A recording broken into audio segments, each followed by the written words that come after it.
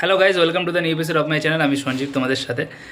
তো এখন এই ভিডিওতে খাদান সিনেমাটা নিয়ে কথা বলবো। আমি কিছুক্ষণ আগেই সিনেমাটা দেখে এলাম, বাট এই মুহূর্তে আমি আমার মার বাড়িতে আছি। তো এখানে একটুখানি লাইটের প্রবলেম, কারণ যেসব জায়গায় ঘরে লাইট আছে সেখানে সবাই গল্প গুজব করছে। তো আমি ভাবলাম যে ভিডিওটা কালকেই বানাতে পারতাম, কিন্তু তারপরে ভাবলাম এমনি অলরেডি 31 দিন লেট করেছি, তো এর থেকে বেশি লেট করাটা উচিত নয়। তো আজকে যখন সিনেমাটা দেখে এলাম, তো সেটা আমি এটাই মনে করি যে একটা সিনেমা পুরো এনজয় করে আসবো, একদিন একটাই সিনেমা দেখবো, পুরো এনজয় করে আসবো, তারপরে সেই যে ফিলিংসটা আমার মনের ভেতরে আছে সেটাই তোমাদের সঙ্গে শেয়ার করবো, ঠিক আছে? তো আজকে এই ভিডিওটা করাটা বেস্ট মনে করলাম আমি, সেই জন্য ভিডিওটা বানাচ্ছি। অ্যান্ড অবশ্যই থ্যাঙ্কস টু SBF টিকিটের দাম 49 টাকা করার জন্য, নয়তো আমার আজকেও সিনেমাটা দেখা হতো না, কারণ ফিনান্সিয়াল প্রবলেম প্রত্যেকে তোমরা জানো। তো সিনেমাটা কেমন লাগলো সেটা তো অবশ্যই বলবো, তার আগে আমি 5টা জিনিস বলতে চাই, একটু শুনে নাও। ফার্স্ট হচ্ছে যে কমার্শিয়াল সিনেমা যখনই দেখতে যাবেন, যে ল্যাঙ্গুয়েজেরই সিনেমা হোক, অনেককে আমি দেখেছি কমার্শিয়াল সিনেমার মধ্যে এই লজিক খুঁজতে যায়। তো প্লিজ লজিক খুঁজতে যাবেন না। কমার্শিয়াল সিনেমা ম্যাজিকে চলে, ম্যাজিকের ওপর বিশ্বাসী কমার্শিয়াল সিনেমা। তো কমার্শিয়াল সিনেমা দেখতে গেলে সেই ম্যাজিকটাকে উপভোগ করুন, লজিক খুঁজতে যাবেন না। সেকেন্ড, এটা একটা বাংলা সিনেমা, এখানকার বাজেট লিমিটেড।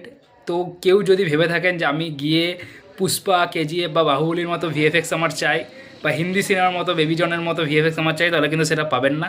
এটা বাংলা সিনেমা, আমাদের এক্সপোজার অনেক কম, আমাদের বাজেট অনেক কম, আমরা সেই বাজেটে বেস্টটা দেওয়ার চেষ্টা করি। তো সেই মনোভাবটা নিয়েই দেখতে যাবেন সিনেমা। থার্ড, সিনেমাটা প্রায় 30 দিন হয়ে গেছে। তো এখন আশা করি সিনেমার প্রায় 90%, 95% অডিয়েন্স সিনেমাটা দেখে নিয়েছে। তো হালকা একটু যদি স্পয়লার দিই কোনো অসুবিধা হবে না, তাও আমি চেষ্টা করব মেন স্পয়লারগুলো না দেওয়ার। তো তাও একটু ম্যানেজ করে নিও। ফোর্থ, যে রিভিউ শুনে কোনো দিন সিনেমা দেখতে যাবেন না কমার্শিয়াল। কারণ দেখুন, আসল কথা হলো না, যে যত বড় রিভিউয়ারই হোক, সে যদি আজকে অনুপমা চোপড়াও হয়, ঠিক আছে, যত বড়ই রিভিউয়ার হোক, রিভিউয়ারদের রিভিউতে কিছু আসা যায় না।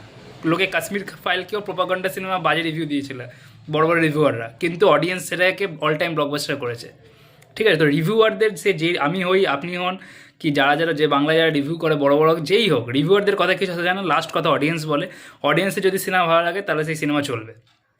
And the last but the not the least, আমি একটা সিনেমা দেখে এসেছি, আমার যেরকম মনে হয়েছে আমি সেটাই বলবো। আপনারা যারা আমার ভিডিও দেখেন, আজ পর্যন্ত কোনো দিন এরকম কোনো ভিডিও আপনারা দেখেননি যেখানে আমি কোনো সিনেমাকে বা কোনো মানুষকে ছোটো করে কথা বলেছি বা কিছু আগ বাড়িয়ে কিছু বলেছি, বিশাল কিছু।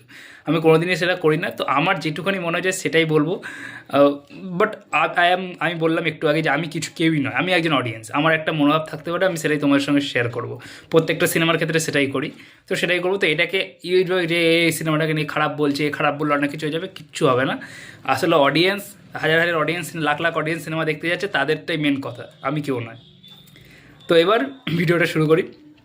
তো দেখুন, খাদান সিনেমাটা বলতে গেলে, সিনেমার গল্প যদি আমি বলি, সিনেমার গল্প কিন্তু সেই একই ছকে বাঁধা গল্প, আলাদা কিছু নেই। দুই বন্ধু একসাথে একটা কয়লা খনি, মানে যেখানে তারা নিজেদের রাজত্ব শুরু করছে, কয়লা মাফিয়া হয়ে উঠছে। তারপরে তাদের দুজনের মধ্যে হিংসা, একে অপরের সঙ্গে প্রতিদ্বন্দ্বিতা এটা হচ্ছে, এবং একজন অপরজনকে মেরে দিচ্ছে। তারপরে তার ছেলে এসে সেই সত্যিটা জানতে পারছে, এবং শেষে গিয়ে কী হচ্ছে এটা দেখার জন্য আপনাকে সিনেমা হলে গিয়ে পুরোটা দেখতে হবে।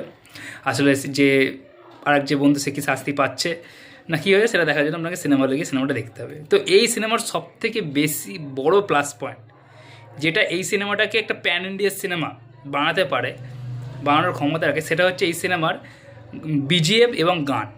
মানে আমি রথিজিৎ দাকে হ্যাটস অফ জানাতে চাই এই সিনেমার BGM এবং গানের জন্য।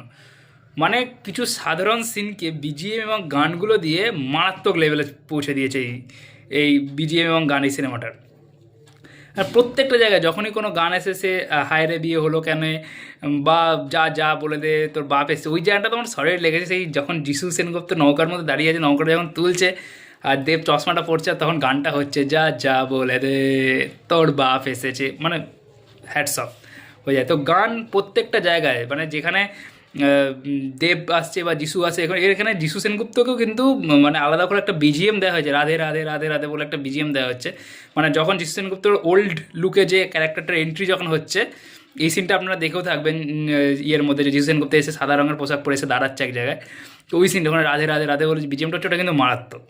ওর প্রত্যেকটা জায়গায় BGM এবং গানগুলো কিন্তু দারুণ প্লেসমেন্ট হয়েছে, এবং BGM মানে মারাত্মক। মানে অনেক দিন পরে আমি কোনো বাংলা সিনেমায়, বাংলা কমার্শিয়াল সিনেমায় এই টাইপের BGM দেখলাম, যেখানে BGM একটা সিনকে গুজবাম্প মুভমেন্ট ক্রিয়েট করতে পারে। তো BGM এর জন্য একদম বিশাল বড় থ্যাঙ্কস রথিজিৎ দাকে।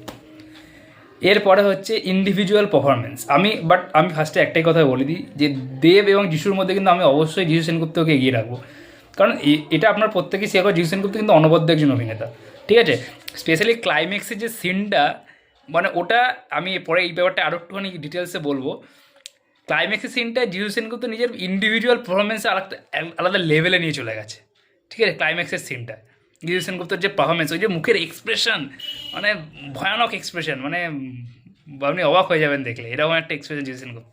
ইন্ডিভিজুয়াল দেব এবং সুজিত রিনো দত্তকে আমি এখানে একসাথে থ্যাঙ্কস জানাতে চাই, কারণ দেবের পারফরমেন্সটা ওই যে একটা সিনেমাতে একটা হিরোর মধ্যে যে মাস মুভমেন্ট ক্রিয়েট হবে, তার জন্য যে লোকে সিটি মারবে, হাততালি দেবে, ওইরকম কিছু মাস মুভমেন্ট ক্রিয়েট করা। ওই যে 3টে ট্রাক যাচ্ছে, তার মাঝখান দিয়ে দেবের এন্ট্রি হচ্ছে এবং পেছনে গান চলছে, যা যা বলে দে তোর বাপ এসেছে, বা ওই ফার্স্ট সিনে যে ওই যে যখন মারপিটটা হবে সিদ্দিকির কাছে গিয়ে, সিদ্দিকিকে যখন মারার জন্য লোকজন আসবে, ওইখানে যে বাবাদের মানে শ্যাম মাহাতোর যে ফাইটটা, ওইখানে যে বিজিএম যখন আসছে, আর ওই যে সিগনেচার স্টাইলটা, যে বিটাকে মুখের ভেতরে ঢুকে না মুখের বাইরে করো, ওই সিগনেচার স্টাইলগুলো এইসব মিলে কিন্তু একটা মারাত্মক ভাইবস দিচ্ছে ওই সিনগুলোতে, তো দ্যাট ইজ গুড। প্লাস আপনি এখানে বারখা কাজ করেছে, তো বারখার দেখুন এখানে নায়িকাদের সেরকম কিছু রোল দেওয়া হয়নি, সবথেকে বেশি রোল বারখাই পেয়েছে, এবং বারখার যে মানে এজ যে লুকটা আছে, ওই লুকটা আমার ভালো লেগেছে। ওখানে পারফরমেন্সটা যেটুকুনি ছিল সেটাকুনি ভালো। অনির্বাণ বাবুর কথা বলতে, অনির্বাণ বাবুর নিজের যেটা বললাম ইন্ডিভিজুয়াল পারফরমেন্স তার খুবই ভালো, এবং কি বলবো যে ইন্ডিভিজুয়াল পারফরমেন্সের জন্য কিছু কিছু সিন, লাস্টে যখন অনির্বাণ মরে যাওয়ার সিন আছে, অনির্বাণ মরে যাবে, তো তার ইন্ডিভিজুয়াল পারফরমেন্সের জন্য সিনটাকে ভাল লাগছে, ঠিক আছে। ওভারঅল যদি আমি স্টোরির কথা বলি, স্টোরিটা আমি বললামই সেম, একই গথে বাতা স্টোরির মধ্যে আলাদা করে কিছু নেই। টুইস্ট, কিছু কিছু অপশানের টুইস্ট আছে, যেমন এখানে একটা মেয়ের সিন আছে, মেয়েটা একটা মেয়েকে মানে জনের যে ক্যারেক্টারটা মাখন দাস, সে একটা মেয়েকে কিডন্যাপ করবে, দেব তাকে বাঁচাবে, কিন্তু মেয়েটা পরে তাকেই দোষ দেবে, ওইখানে একটা টুইস্টের সিন আছে। প্লাস লাস্টে গিয়ে যে রিভিল হবে যখন, যে যিশুই আসলে মেরেছে, সেসব জায়গাগুলো ভালো। বেশ সিনেমার মধ্যে এক্সট্রা আরও 3টে গান আছে, যেটা হচ্ছে যার মধ্যে একটা গান অলরেডি রিলিজ করা হয়েছিল, যেটা ওই কীর্তন যে গানটা, যেটা একমাত্র যিশু সেনগুপ্তের উপরে ইয়ে করা হয়েছে, ওই রাধে রাধের যে গানটা আছে, ওই গানটা। এবার ওই গানটার মধ্যে একটা জিনিস আছে, দেখবেন আমার ফার্স্ট লাইনটা মনে নেই, বাট লাইনটা এরকম টাইপেরই একটা ছিল, যে মানে একটা ফাঁদে পা দিয়ে রাধা যমুনা নদীর দিকে যাচ্ছে এবং এখানে তার জন্য মৃত্যু অপেক্ষা করছে, ঠিক আছে, মানে রাধা ফেসে গেছে, এরকম একটা জিনিস কিন্তু গানটার মধ্যে বলা ছিল, ঠিক আছে।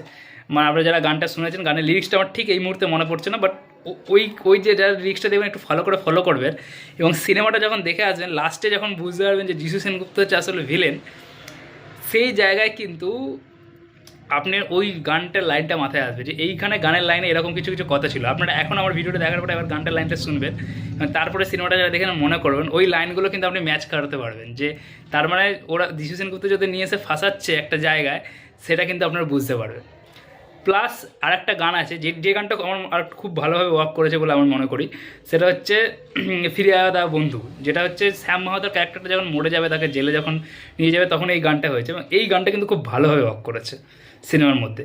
কারণ দেখুন পুরো সিনেমার মধ্যে কিছু কিছু ইমোশনাল পয়েন্ট যেখানে আছে, এই গানটা হচ্ছে সবথেকে ভালো পয়েন্ট, যেখানে ইমোশনালটা খুব ভালোভাবে, ইমোশনাল সিনটা খুব ভালোভাবে ওয়ার্ক করছে এই গানের ক্ষেত্রে। এই গানটা আলাদাভাবে রিলিজ হয়েছে নাকি আমি জানি না, তো এই গানটা খুব ভালো। আর একটা গান আছে ইদিকার সাথে, যেটা যখন যিশু সেনগুপ্ত মানে বিয়ে হওয়ার পরে তাকে যখন একটা বাড়ি দিচ্ছে, তো সেইখানে গিয়ে একটা গান আছে। এই 3টে গান আলো এক্সট্রা আছে। এছাড়া ওই যে সে হয় সর্দার বলে একটা গান আছে, প্রথম থেকে যে গানটা সবসময় বিজিএমে বাজছিল, ওই গানটাও আছে। তো বেশ 8টা মতো গান আছে, টোটাল 7-8টা গান। তো যেটা বললাম যে গানগুলো খুব ভালো ভালো পজিশনে এসছে। হায়রে বিয়ে গানটাও খুব ভালো লাগছে, নাচের গান একটুখানি প্রথম দিকে আসছে। আর তারপরে আপনার ওই যে বললাম যে ওই ফিরায়া দাও বন্ধু, ওই গানটা ভালো জায়গায় এসছে, ইমোশনাল জিনিসটা ওয়ার্ক করছে। প্লাস হচ্ছে ওই যা যা বলে তোর বাপ এসছে, ওই গানটা। এবার এগুলো গেল সিনেমার পজিটিভ পয়েন্ট। তো আরেকবার বলে দিই, দুর্দান্ত বিজিএম, গানের প্লেসমেন্ট দারুণ, ডায়লগস খুব ভালো। মানে অনেক দিন পরে বাংলায় এমন কিছু ডায়লগ এলো, স্পেশালি ওই ডায়লগটা তো সবার মুখে মুখে যে ফ্যামিলি নিয়ে ব্যস্ত আছি বলে কী ভাবেছিস, অ্যাকশনটা ভুলে গেছি, বা ক্ষুধার্ত বাঘ আর শ্যাম মাহাতো রাগের সামনে আসা কখনো হচ্ছে না, এই যা ডায়লগগুলো আছে প্রত্যেকটা ডায়লগ খুব ভালোভাবে ওয়ার্ক করছে। ইন্ডিভিজুয়াল পারফরমেন্স দেব, যিশু সেনগুপ্ত, বারখা, অনির্বাণ বাবু প্রত্যেকের ইন্ডিভিজুয়াল পারফরমেন্স খুব ভালো। এবার যদি যে কটা জিনিস আমার নেগেটিভ লেগেছে সেটা হচ্ছে সিনেমার গতি। সিনেমাটা কিন্তু দারুণ মানে স্পিড, মানে সিনেমাটার এই যে স্পিড, এটা কিছু কিছু জায়গায় ভালো, যেমন এখানে প্রেমের অ্যাঙ্গেলগুলোকে খুব একটা সময় দেওয়া হয়নি, জাস্ট দেখিয়েছে ছেড়ে দিয়েছে। যেমন প্রেমের অ্যাঙ্গেলগুলোকে পুষ্পা বা কেজিএফও কিন্তু বেশি সময় দেয়নি। অ্যাকশন সিনেমায় প্রেমের অ্যাঙ্গেলকে বেশি সময় দেয় মানে বোর করে দেয়, তো সেগুলো ঠিক আছে। কিন্তু এখানে মানে সিনেমাগুলো এতই স্পিডে আসছে যে এই যে ওয়ার্ল্ড বিল্ডিংটা, ঠিক আছে, যে ওয়ার্ল্ড বিল্ডিং হচ্ছে যে একটা, যে খাদানের যে একটা ওয়ার্ল্ড, যে বা কেজিএফের একটা ওয়ার্ল্ড, বা পুষ্পার যে একটা ওয়ার্ল্ড, সেই ওয়ার্ল্ডটার ওপর আপনার বেশি কনসেন্ট্রেট হবে না, মানে ওয়ার্ল্ডটাকে আপনি ফিল করতে পারবেন না। প্লাস হচ্ছে এই যে কিছু কিছু ক্যারেক্টার, এখানে একটা ক্যারেক্টার আছে, একটা বুড়ো লোকের ক্যারেক্টার আছে, যেটার জন্য মধুর যে ক্যারেক্টারটা, মধু মাহাতোর যে ক্যারেক্টারটা, সে খাদানে এন্ট্রি নেবে, যে সেই মানুষটা মরে যাবে। এবং খাদানের একটা নিয়ম আছে যেটা শ্যাম মাহাতো আর মাখন দাস মিলে বানিয়েছিল, যে খাদান কাটার সময় যদি কেউ মরে যায় তাহলে তার লাশকে কোনোদিন সামনে আনা, তার লাশকে গায়েব করে দেওয়া হবে, ঠিক আছে। ওই যে মানুষটা মারা যাবে, তার আগে ওই মানুষটার সাথে দেবের একটা সিন আছে, ঠিক আছে, ছোট্ট সিন। কিন্তু তারপরে যখন মানুষটা মারা আছে, এখানে মিউজিক বা সিনের মাধ্যমে বোঝানো হচ্ছে যে মানুষটাকে দেব খুব ভালোবাসে, কিন্তু আপনার কিন্তু ভেতর থেকে সেই ফিলটা আসবে না, কারণ সেই লোকটাকে বেশি স্পেসই দেওয়া হয়নি। বা অনির্বাণ বাবুর ক্যারেক্টারটা, তিনি ইন্ডিভিজুয়ালি হেভি পারফরমেন্স করেছে, কিন্তু তিনি যখন লাস্টে মারা যাবে, যেহেতু তার ক্যারেক্টারটাকে বেশি স্পেস দেয়নি, এবার ক্যারেক্টারটাকে সে এস্টাবলিশড করেনি, আপনি কিন্তু সেই ফিলটা পাবেন না যে কি হলো, এ কেন একে মারলার পরে, মানে ওখানে মিউজিক ভালো হচ্ছে, মিউজিক ইমোশনাল মিউজিক দিচ্ছে, দেব কাজে, অনেক রকম পারফরমেন্স সবাই কাজে, কিন্তু আপনি সেই ফিলিংসটা পাবেন না, ফিলসটা আসবে না ভেতর থেকে। এই জিনিসটা আমার মনে হয়েছে।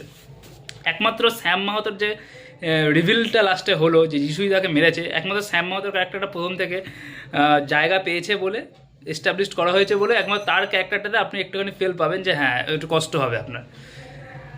প্লাস আপনার শ্যাম মাহাতোর যে পার্সন ক্যারেক্টার, সেই ক্যারেক্টারটা কিন্তু মধু মাহাতোর থেকে বেশি, ক্যারেক্টারটার মধ্যে আমার মনে হয় দেব বেশি, ওই বলে না জান ঝোঁকা, একটা ক্যারেক্টারকে প্রতিষ্ঠিত করা, দেব সেই ক্যারেক্টারটাকে বেশি পরিমাণে প্রতিষ্ঠিত করেছে, কিন্তু সেই ক্যারেক্টারটাকে বেশি জায়গা দেওয়া হয়নি। এই শ্যাম মাহাতোর যে পুরো পার্টটা, এই পুরো পার্টটা কিন্তু আপনি 45, খুব বেশি হলে সিনেমার মধ্যে 40 মিনিট আছে, তার মধ্যে শেষ। তো এই জিনিসটা আমার একটু নেগেটিভ লাগলো। মানে মেন যে নেগেটিভ জিনিসটা হচ্ছে সেটা হচ্ছে, একটা হচ্ছে টুইস্টের প্রবলেম। আপনি গল্পটা মোটামুটি পুরোটাই আন্দাজ করে নিতে পারবেন যে এটার পর এটা হবে, এটার পর এটা হবে, ঠিক আছে, কিছু কিছু ওই ছোটোখাটো যে টুইস্টগুলো সেটা ছাড়া। আর সেটা হচ্ছে খুব গতি, মানে এতটাই গতি সিনেমাটার যে আপনার মানে ওই ওয়ার্ল্ডটার প্রতি আপনি ইন্টারেস্টেড হবেন না। এই যে খাদানের যে ওয়ার্ল্ডটা, সেই ওয়ার্ল্ডটার প্রতি আপনি ইন্টারেস্ট হবেন না খুব একটা বেশি, ঠিক আছে, এটা আমার মনে হয়েছে। প্লাস আরও কয়েকটা জিনিস আমি বলতে চাই এখানে, সেটা হচ্ছে যে এইখানে যে কয়লা জিনিসটাকে চুজ করে, দেখুন ড্রাগস ফাগসের ওপর অনেক সিনেমা হয়েছে, ঠিক আছে, চেঙ্গিজও হয়েছে কিছুদিন আগে, মির্জা হয়েছে, বাট এই যে এখানে একটা কয়লা আলাদা ওয়ার্ল্ড বিল্ডিং করা, যেটা কিন্তু প্যান ইন্ডিয়া লেভেলে এই মানে এই ওয়ার্ল্ড, এই যদি খাদান 2 তৈরি হয়, এই ওয়ার্ল্ডটাকে ভিত্তি করেই কিন্তু পরবর্তীকালে এটা একটা মানে প্যান ইন্ডিয়া বড় সিনেমা হতে পারবে। কারণ যেমন দেখবেন পুষ্পাতে চন্দন কাঠ একটা প্যান ইন্ডিয়া লেভেলের জিনিস, এটা সারা ভারতে বিখ্যাত, বা কেজিএফে কোলার গোল্ড ফিল্ডস, সেটা সারা ভারতে বিখ্যাত, ঠিক আছে। তো সেই জিনিসটা কিন্তু এখানে কয়লার যে জিনিসটাকে ইউজ করা হয়েছে, সেটা কিন্তু পরবর্তীকালে সিনেমাটার জন্য একটা বড় প্লাস পয়েন্ট হতে পারে। এখানে লাস্টে একটা মানে সেকেন্ড পার্টের একটা আভাস দিয়ে টু বি কন্টিনিউড, এটা তো অবশ্যই। তার সাথে ওই যে গোকুল দাসের যে ক্যারেক্টারটা, মানে যেটা পার্থ সারথি প্লে করেছে, সেই ক্যারেক্টারটা কিন্তু এখানে বেঁচে যাচ্ছে দেখাচ্ছে, তাকে লাস্টে দেখানো হবে একবার যে সে বেঁচে রয়েছে। তো আশা করি সেটা সেকেন্ড পার্টে গিয়ে কাজ করবে। এবং লাস্টে আমি, এটাই ছিল আমার সিনেমাটা নিয়ে মেন কথা। লাস্টে গিয়ে আমি একটাই কথা বলতে চাই, এই দেখুন এই সিনেমাটার গল্পটাকে আমি কখনোই এটা বলবো না বাড়ি, আমি কখনো আমার অসাধারণ গল্প, এটা একটা একই গছে আঁকা গল্প, বাট অবশ্যই একটু ভিএফএক্স আরও ভালো, ক্রিয়েটিভ ডিজাইনিংয়ের কাজ অবশ্যই ভালো হয়েছে, আরও বিজিএম এসবের কাজ যথেষ্ট ভালো হয়েছে।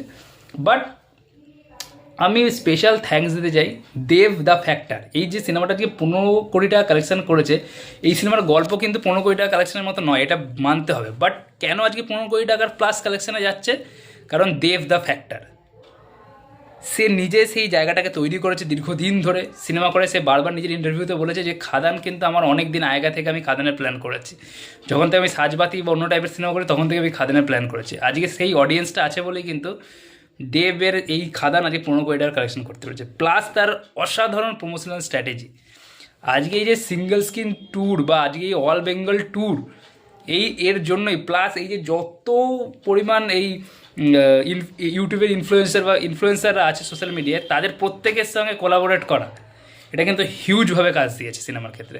কারণ এটা বাস্তব এটা বাস্তব কথা যে সিনেমাটার গল্পের মধ্যে কিন্তু এমন কিছু নেই যে হ্যাঁ হিউজ পরিমাণ কমার্শিয়াল সিনেমার, মাস সিনেমার অডিয়েন্স দেখতে যাবে সিনেমা, এটা কিন্তু নয়। কারণ মাস সিনেমার অডিয়েন্সের কাছে আজকে পুষ্পাও আছে, সিঙ্গেল স্ক্রিনে পুষ্পাও চলছে, কেজিএফও চলছে, প্রচুর সিনেমা চলছে, তো তারা কেন দেখতে যাবে? এর জন্য এই দেব দ্য ফ্যাক্টর এবং তার এই প্রমোশন স্ট্র্যাটেজিকে অবশ্যই থ্যাঙ্কস দিতে হয়।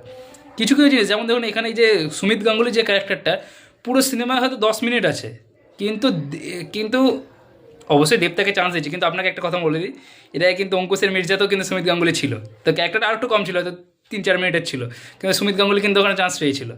কিন্তু এই যে দেব যে তাকে ইউজ করেছে ভালোভাবে, যে সুমিত গাঙ্গুলি বারবার এর সামনে বলছে যে আমি কাজ পেতাম না, দেব আমাকে কাজটা দিয়েছে, দেবও নিজে অনেক জায়গায় বলেছে, এইটা মানুষকে অ্যাট্রাক্ট করছে। সুমিত গাঙ্গুলির ক্যারেক্টারটা কিন্তু 10 মিনিটের ক্যারেক্টার, বাট এই যে দারুণ প্রমোশনাল স্ট্র্যাটেজি, এই প্রমোশনাল স্ট্র্যাটেজিটা আমার মনে হয় প্রত্যেকটা আর্টিস্ট যারা কমার্শিয়াল সিনেমা করতে চায়, জিৎ, অঙ্কুশ, সবাইকে এই প্রমোশনাল স্ট্র্যাটেজি যেগুলো দেব করছে, এগুলো কিন্তু থ্যাঙ্কস জানানো উচিত। তো এটাই ছিল আজকে আমার পুরো খাদান সিনেমা সম্পর্কে আমার মতামত। তো আমি আরেকটা জিনিস বলি এখানে, যে আমার সিনেমাটা কিন্তু সত্যি বলছি অ্যাভব অ্যাভারেজ লেগেছে। বাট আমার ভাগনা আমার সাথে গেছিলো, আমি কমেন্টিতে ফটো দিয়েছি, ও কিন্তু বাড়িতে এসে বলে আমার দারুণ লেগেছে, দুর্দান্ত লেগেছে, মারাত্মক সিনেমা হয়েছে। তো এটাই আমি বলছি যে রিভিউতে কিছু হয় না, অডিয়েন্স কার কেমন লাগবে সেটা বড় কথা, ঠিক আছে? তো অফকোর্স আপনারা বুঝতে পারছেন আমার মোটামুটি লাগলো, ওর কিন্তু দারুণ লেগেছে। আমার তো অনেকটাই ছোটো, কিন্তু দারুণ লেগেছে, এনজয় করেছে। আমি অনেক দেখলাম, অনেক বাচ্চা ছেলে গেছে সিনেমা দেখতে, অনেকে আবার ফ্যামিলি নিয়ে গেছে, তো ভালো লাগছে।